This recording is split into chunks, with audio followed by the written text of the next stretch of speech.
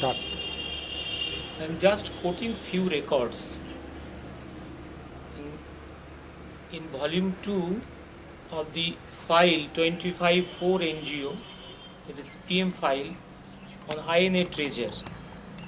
In page number 1, in page number 100, the Tokyo mission, in India's Tokyo mission has recorded Ramurthy brothers has become very rich, and in page number 102 they have discussed the IR Ramurthy scandalous link, and this scandalous link also has been discussed in the media in Tokyo after IR's arrival in 51.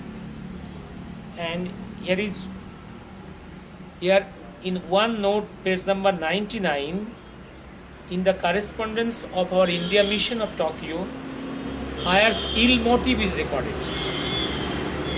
And in page number 100, they have recorded that Ramurthy brothers with their Japanese wives has become overnight very rich, and they are swimming on the wealth, when the majority of the Japanese so poor, and also the people of Indian origin is very poor. These Ramurthy brothers are swimming on the wealth. This IR Ramurthy link and IR's overstay in Tokyo has raised many suspicions in the minds of officers of our mission in Tokyo, that is the record of their correspondence. And in page number 113, they have recorded that IR's visit to Tokyo is unofficial. And in one letter written by Mr. Chettur, who was in charge of our mission in Tokyo, to Mr. S. Dotto, with at that time Secretary of the Commonwealth Relations, Ministry of External Affairs, New Delhi, has clearly written that after the peace treaty, IR came to Tokyo to divide the loot and to save his and Murthy's conscience by handing over of a small quantity to the government, in the hope that by doing so he would also succeed in drawing a red herring across the trail.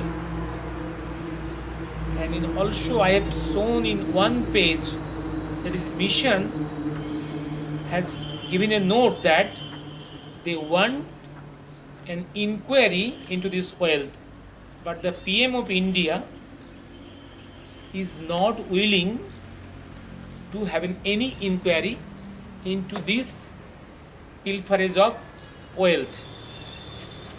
Then I am discussing only one page of another file where it is clearly written that 15 packets of gold weighing approximately 5634 grams deposited on 6th April 1946 with the Indian Overseas Bank Limited, Singapore, by Mr. Har Dayal Singh of number 4 Battery Road in Singapore, with a request in writing dated 30th March 1946 made by Pandit Jawaharlal Nehru. This gold is held in the personal name of Pandit Jawaharlal Nehru in the India's Overseas Bank, in the private personal account of Pandit Jawaharlal Nehru. That means that is the money, and also clear from some other page that this wealth, INA wealth was taken over by in two series, one unofficially and one officially by the custodian of enemy property, and this wealth has come from the unaccounted series. By this way the Nehru was benefited. Also I'll quote how the Mountbatten and Nehru dealt with this INA fund. Mountbatten was not aware of the fact that a huge amount of money, huge amount of INA wealth was there in different banks, INA banks, different parts of South Asia. That was taken over by the victorious British forces. And only after Nehru went to the Malaysia, Singapore, Mountbatten came to know that a very large sum of money was there, which was extracted from by the Indian Independence League committees in large towns throughout the occupied territories, and the method being to assess the estimated wealth of the rich, to call upon them to pay stated sums. Generally, they paid, but when they did not, they were threatened with all this. How this note, how the INA fund was raised. That is a British record. The funds so collected were handed over to the provisional government, and it was used to finance the Indian National Army in its war in alliance with Japan against the Allies. This is one area. And in other area, that is note that it is very probable that when he gave this assent, that the Supreme Allied Commander had no knowledge of existence of any fund other than those which had been brought to his notice immediately prior to his interview with the Pandit Nehru. Mountbatten did not know that huge amount of INA fund is still there, left. But only when the Nehru came across Mountbatten came to know about the existence of such wealth, and that led to a different way of tackling this wealth. And after that, you will see that already I have mentioned how about 6 kg of gold is transferred to the personal account of Nehru in the overseas bank from Singapore.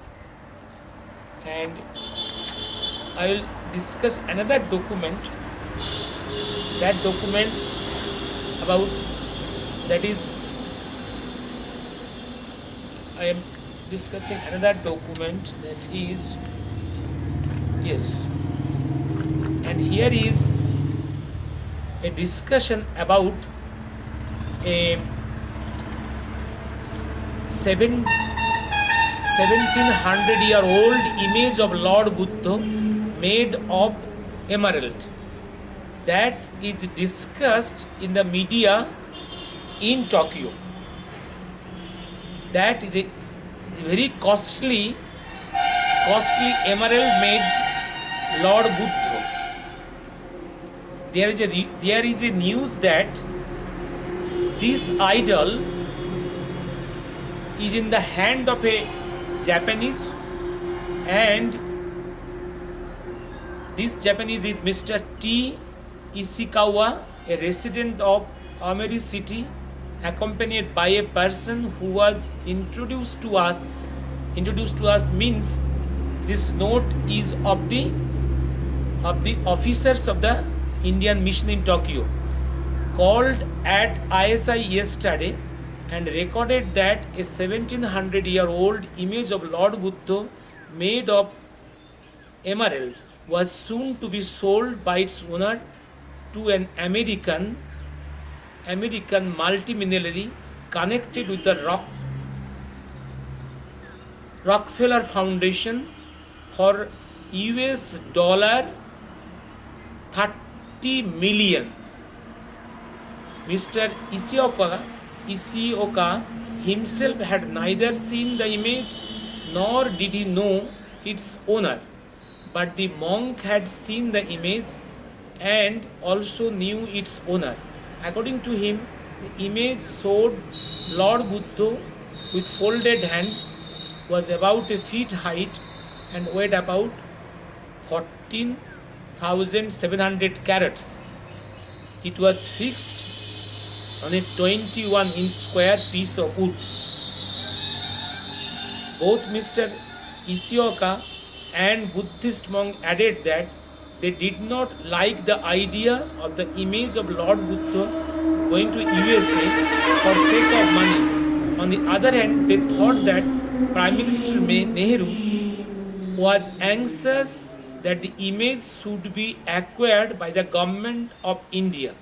They said that they would be very happy to help the government of India in acquiring the image if the two agree if we agreed to pay them only 5% of the total amount for which the image was going to be sold, that is just $1.5 million.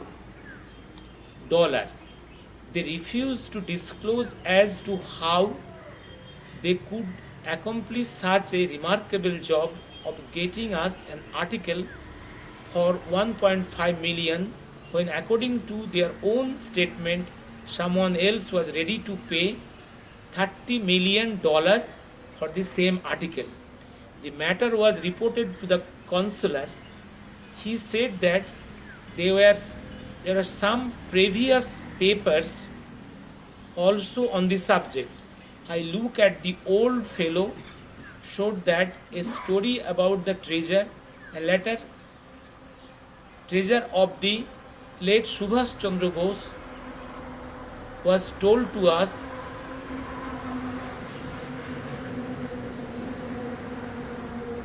and as per this record, that is record of the Information Service of India, this wealth was the personal property of Subhash Chandra Bose, from where this is gone to some private hand in Japan after the Second Great War, and our officers in the Tokyo mission is interested to take over this, and also this costly 700-year-old image of Lord Buddha made of emerald.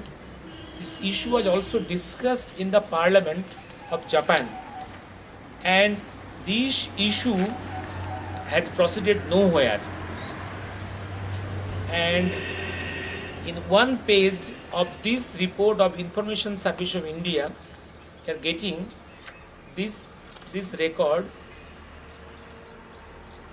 that I send herewith a photo of Buddha's emerald head, which originally belonged to Mr. Subhash Chandra Bose.